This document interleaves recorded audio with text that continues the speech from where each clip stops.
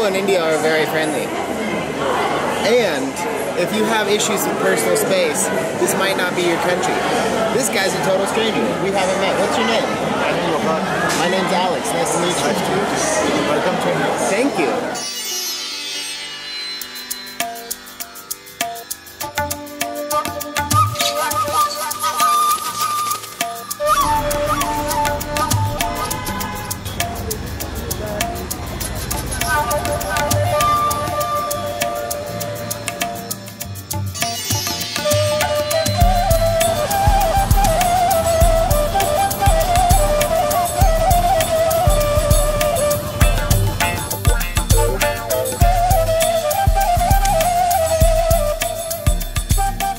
All right, everybody, let us introduce you guys to our fixer and friend here. This is Parv. Hey.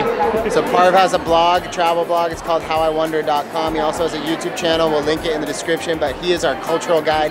He's helping us get through some of the more difficult and tricky aspects of Indian society. But we're about to board a train, which is quintessential India. I've never done it before. Marko is the only one who has. I've insisted on, at some point we have to take a train. This is going to be an experience. So let's go get some food, let's get some snacks, and let's board, because we're going to Udaipur in a few minutes. Chalo!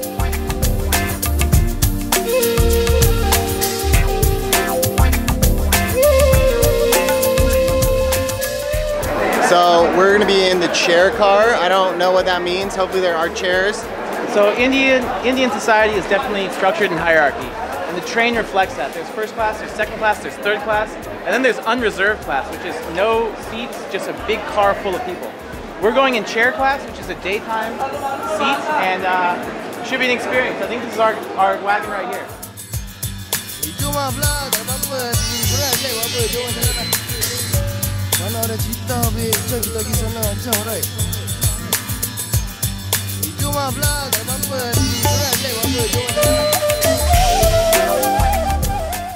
Alright guys, first the snacks have arrived. We got some chai.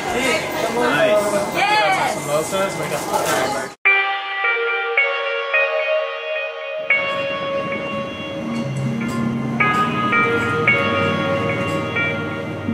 Alright, we're off.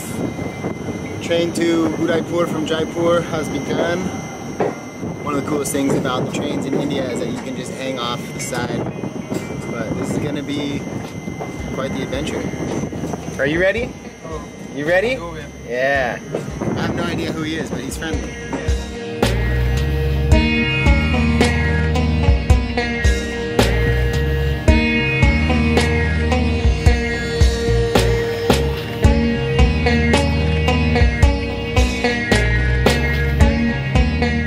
If you know me, you know that I love trains, and India has some of the best trains in the world.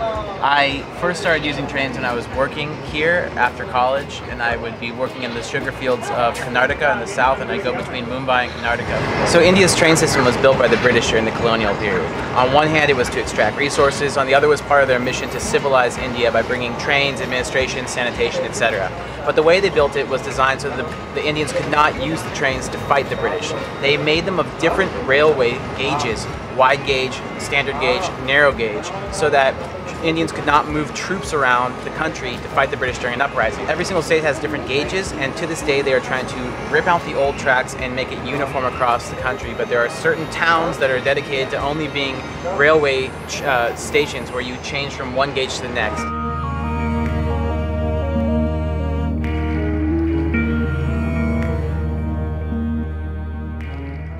Teen chai.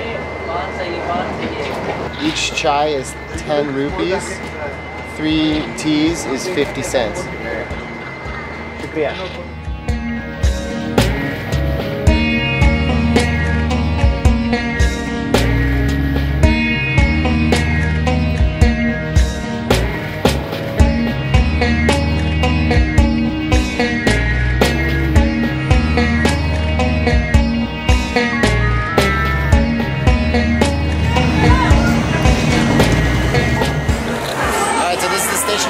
It's near Pushkar.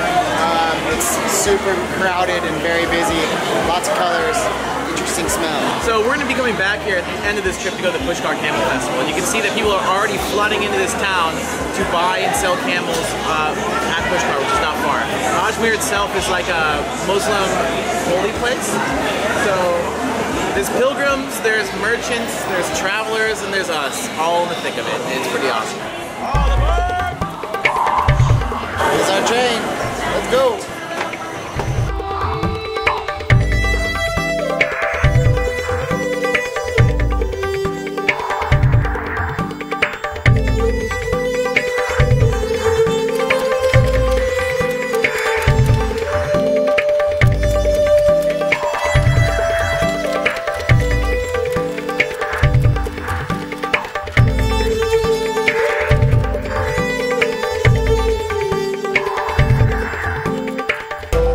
This is fun, bro. Mark has always been talking up the Indian train experience, and not gonna lie, definitely worth it. Super rad. Yeah, it's not just, you think I have a bias in favor of trains. I do, but it's genuinely awesome. Hanging out on a train is definitely my favorite pastime. I have a collection of photos that I've taken of myself hanging out on trains back in the day, and I didn't have it. But it's funny because you get this, if you look out the side of a train, there's just a steady stream of trash. And that's because traditionally, like, tea and food was served on biodegradable things, like tea comes in clay pots. Now it's in plastic cups, so people still throw it out the side of the train, so there's always trash.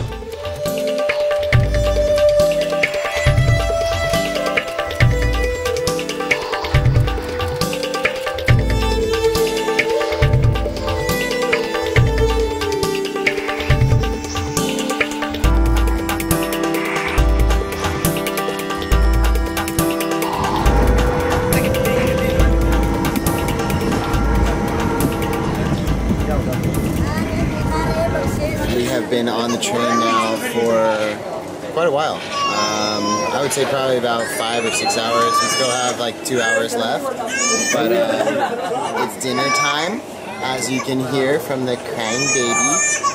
Always very hungry.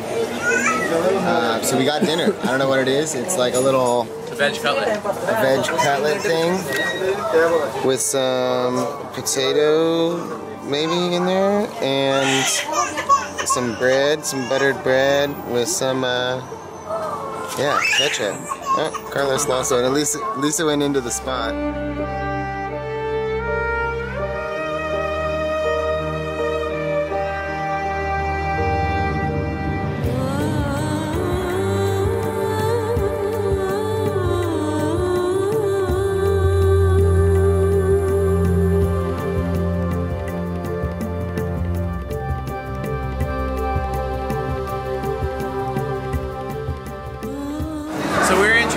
Which is where this huge UNESCO World Heritage Fort is, one of the biggest forts in Asia.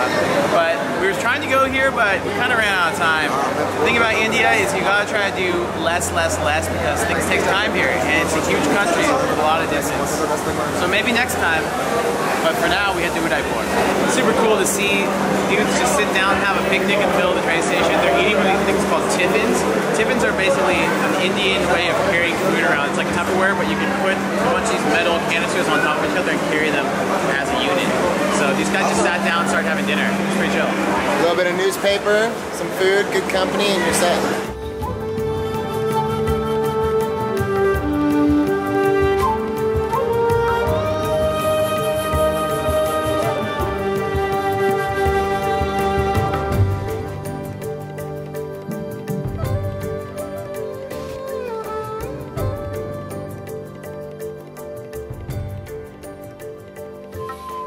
Okay, dinner break is over.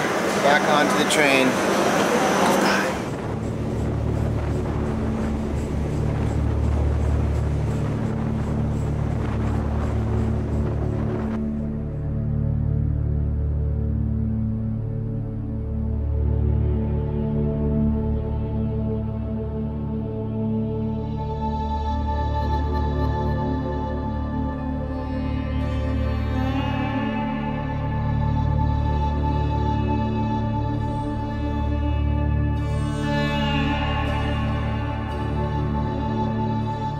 Alright, ladies and gentlemen, 8 hours later we have arrived to Udaipur, and we have a lot more adventures coming at you guys soon. This has been an adventure in itself. Traveling in India is an adventure.